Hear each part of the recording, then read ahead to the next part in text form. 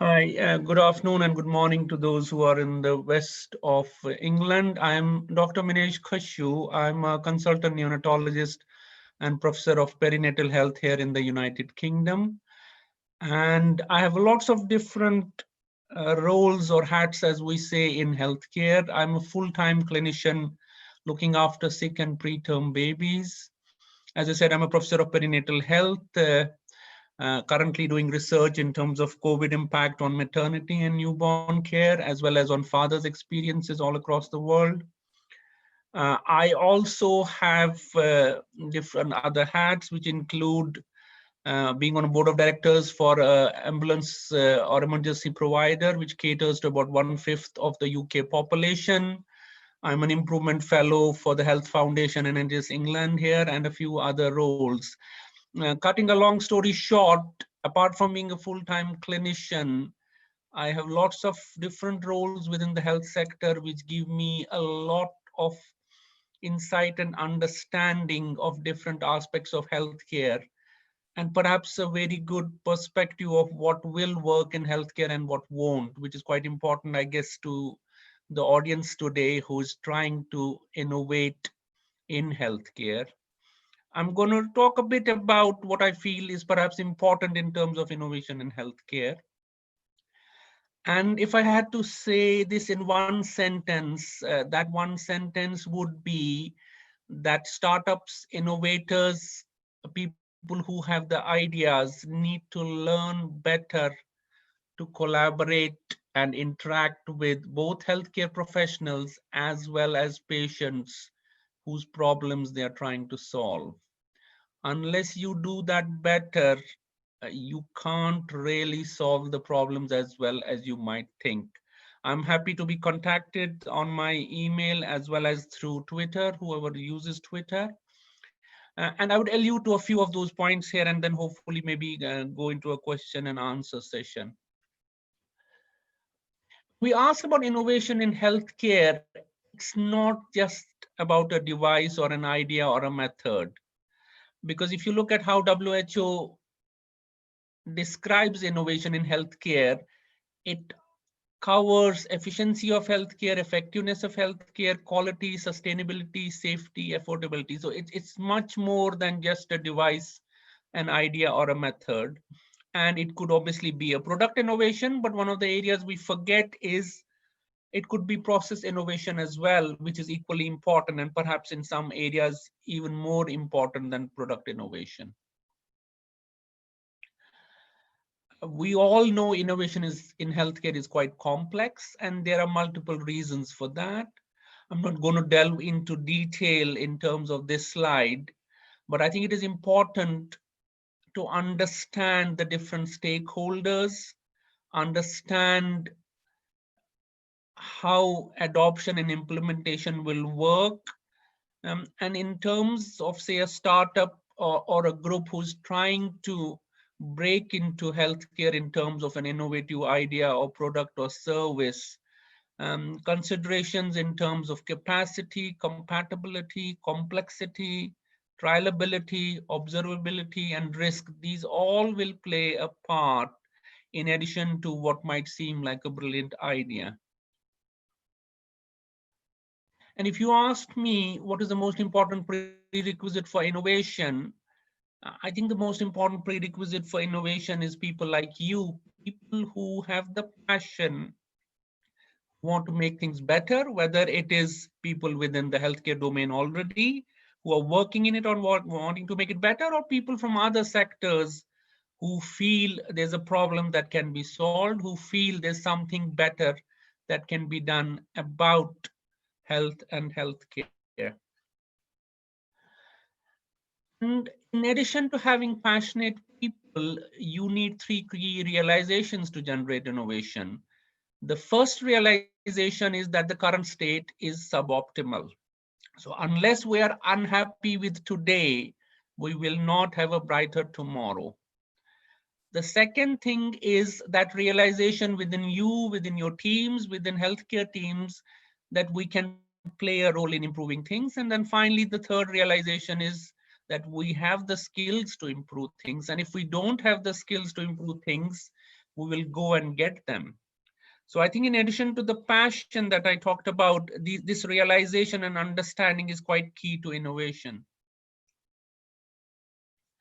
This is what I call a magic slide. I do a lot of work on change management, quality improvement, transformation, and this I call this my magic slide.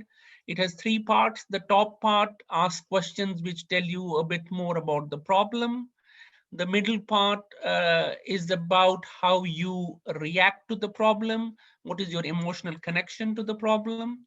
And the lower bit is about what can you do? What are the actions? What can happen next?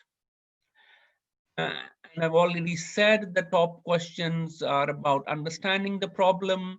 The middle ones are about your relationship to the problem. And the third ones is what can you do or what can we do to help you solve this problem? And sometimes, especially in healthcare, which I find is perhaps not as open as some other domains within society, one of the key questions that we keep asking is what keeps you from solving the problem? And actually, a lot of times, also what keeps people within healthcare to almost be a part of the problem rather than part of the solution is what I call culture. So culture is quite important within healthcare. Culture generally within healthcare to a large extent historically has been quite closed. It is opening up perhaps, but not as fast as maybe somebody like you or somebody like me would want it to open up.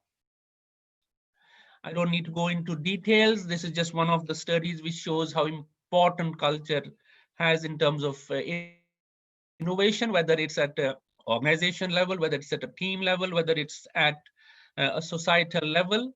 But you will always have people like this. This is David with the disguise, I guess. But you'll also have people trying to interrupt the people who want to innovate. We talk about innovation.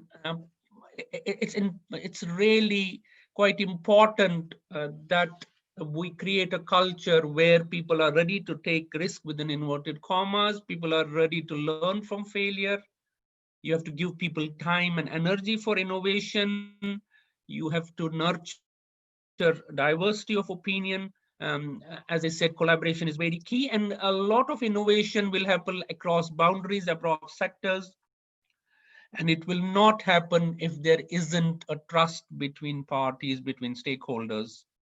I have also highlighted at the bottom, which I think is quite important, is I find time and again when I talk to startups, when I talk to groups of people who are trying to innovate, they have very little innovation or change training. So I think formal innovation training is quite important as well.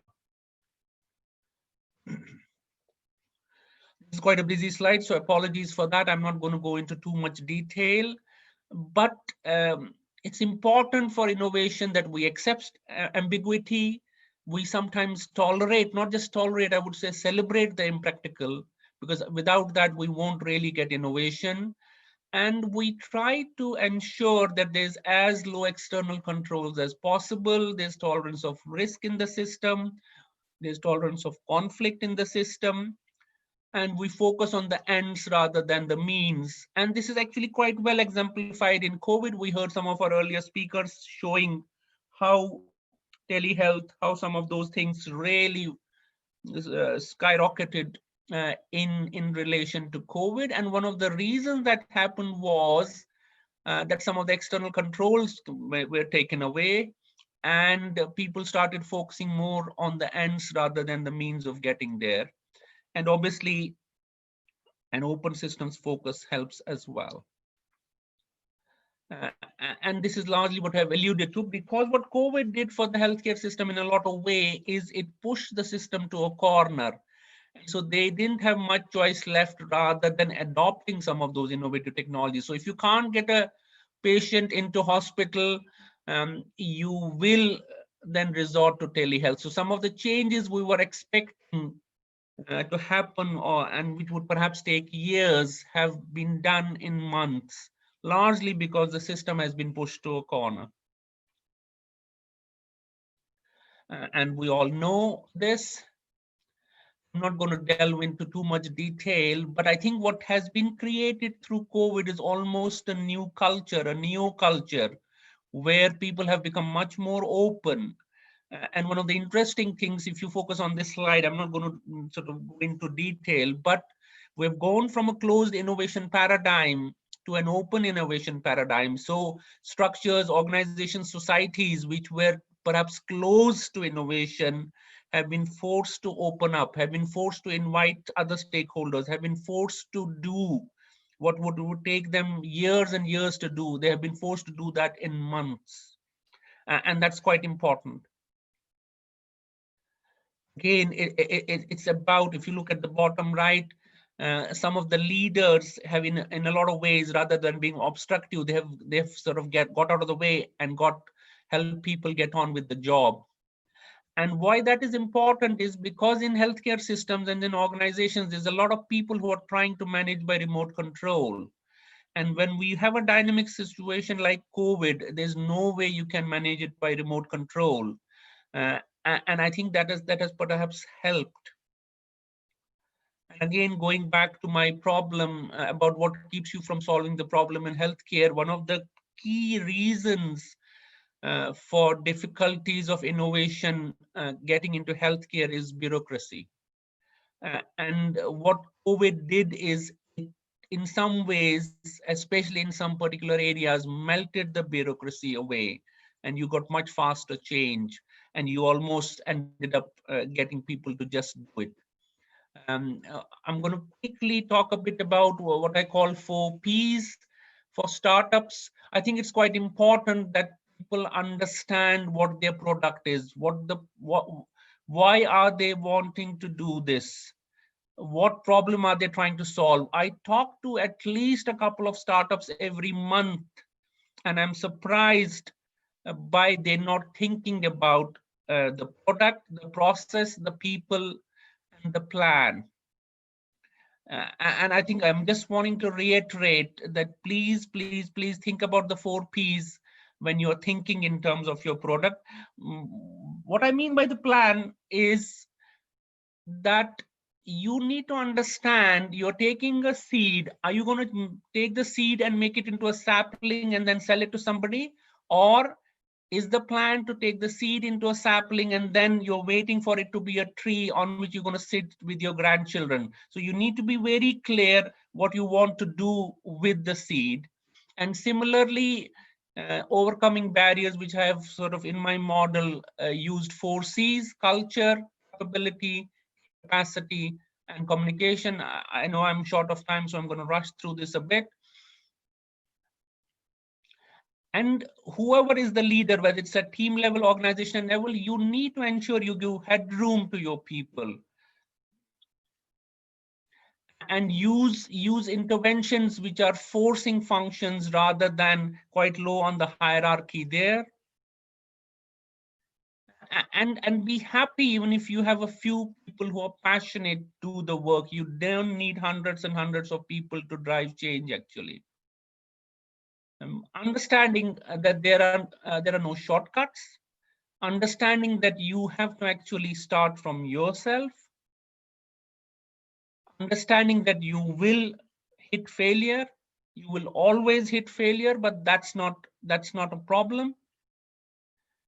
And understanding the fact that if we all did things we were capable of, we would astonish ourselves. So just understanding the capacity and capability for individuals and teams, and getting into the habit of doing things in the right way. I love this quote from Aristotle that excellence is not an act, it's a habit. So get into the habit of doing things well. I'm sorry I rushed a bit there, but I was aware that we were a bit short of time, but I'm happy to answer any questions. Thank you.